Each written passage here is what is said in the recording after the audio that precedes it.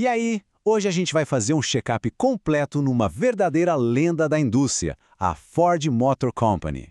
Bora abrir esse capô e ver o que os números nos dizem. Se o motor V8 está roncando forte ou se tem alguma luz de alerta piscando no painel financeiro. E para começar, qual o valor da empresa no mercado hoje? Bom, o preço de etiqueta que o mercado coloca na Ford é de 46,25 bilhões de dólares. É bastante dinheiro, né? Esse é o valor total se a gente somar cada pedacinho, cada ação da empresa. É a chamada capitalização de mercado. Mas olha só, esse valor de mercado não conta a história toda. Pensa na quantidade de grana que a empresa movimenta. Nos últimos 12 meses, a Ford gerou uma receita absurda de 185 bilhões de dólares. Isso é venda bruta, tá? O total de vendas no mundo todo antes de tirar qualquer custo. E lembra daqueles 46 bilhões de dólares do valor total? Então, esse valor é dividido em quase 4 bilhões de fatias, que são as ações. É um monte de gente que é dona de um pedacinho da empresa. Bom, e o nosso roteiro para essa análise é bem direto. Primeiro, um retrato rápido da Ford. Depois, qual o preço dela no mercado.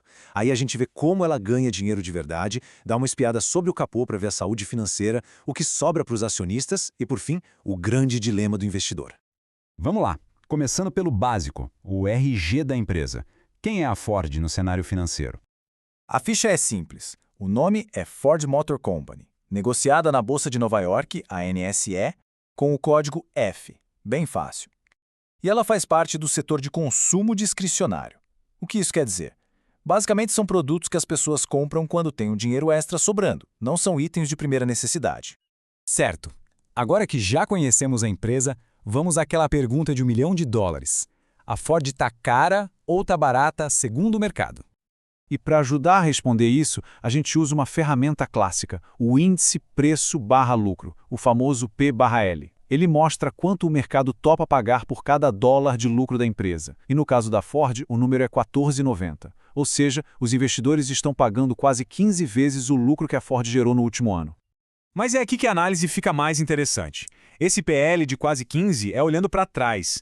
Quando a gente olha para as estimativas dos analistas para o futuro, esse número despenca para 9,36. Isso é um sinal bem claro. Significa que o mercado espera que os lucros da Ford cresçam bastante, o que faria a ação parecer bem mais barata lá na frente. É uma bela dose de otimismo. Ok, otimismo é bom. Mas vamos ver a realidade. Vender muito é uma coisa. Transformar isso em lucro de verdade é outra história, bem mais difícil. Bora seguir a trilha do dinheiro dentro da Ford. E essa jornada é reveladora. A Ford começa com aquela montanha de 185 bilhões em receita. Daí, depois de pagar os custos para fabricar os carros, já caímos para só 13 bilhões. Depois, tira as despesas do dia a dia, como marketing e administração, e sobram menos de 3 bilhões. No fim das contas, o lucro líquido que sobra mesmo é de 3,15 bilhões. É incrível como a receita vai evaporando. E se a gente olhar isso em porcentagem, as margens são, bem, muito apertadas. A margem líquida é de só 1,70%. Para ter uma ideia, isso quer dizer que para cada 100 dólares que a Ford vende, depois de pagar absolutamente tudo, sobra no caixa só $1,70 de lucro. Isso escancara como o setor de automóveis é uma briga de gigantes. Certo, já entendemos os lucros. Agora é hora de fazer um raio-x mais profundo. Vamos dar uma olhada na estrutura financeira, na saúde da Ford de verdade. E o que a gente encontra aqui é um sinal de alerta bem grande.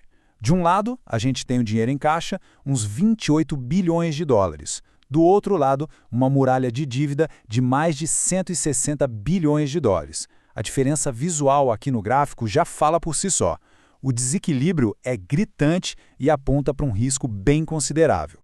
E para traduzir essa imagem em um número, chegamos em 3,55. Essa é a relação entre a dívida e o patrimônio da empresa. Na prática, significa que para cada R$1 que a Ford tem de patrimônio próprio, ela deve R$ 3,55. É como se a empresa estivesse operando muito mais com dinheiro emprestado do que com o seu próprio. Com um cenário de dívida alta e margens baixas, fica a pergunta: e o que os donos da empresa, os acionistas, ganham com tudo isso? Pois é, e aqui a história tem uma reviravolta interessante. Apesar dos problemas, a Ford recompensa seus acionistas com um dividendo bem atraente, um retorno de 6,45% ao ano. Para quem busca renda com investimentos, esse número com certeza chama a atenção. Mas a grande pergunta é, de onde vem esse dinheiro? E a resposta é um pouco assustadora. Este gráfico mostra que 96% de todo o lucro da empresa vai direto para o pagamento desses dividendos. Sobra quase nada, menos de 4% para ser reinvestido na empresa, em pesquisa, em carros elétricos, em crescimento. Isso levanta uma bandeira vermelha enorme sobre a sustentabilidade disso no longo prazo. E assim a gente chega ao final do nosso check-up. É hora de juntar todas essas informações e tentar chegar a um diagnóstico. Então, qual o resumo da ópera? A Ford é uma máquina de fazer receita, mas com margens de lucro finíssimas. Ela carrega uma dívida bem pesada nas costas e, em um contraste gigante, oferece um dividendo muito generoso, mas que consome praticamente todo o lucro que ela gera.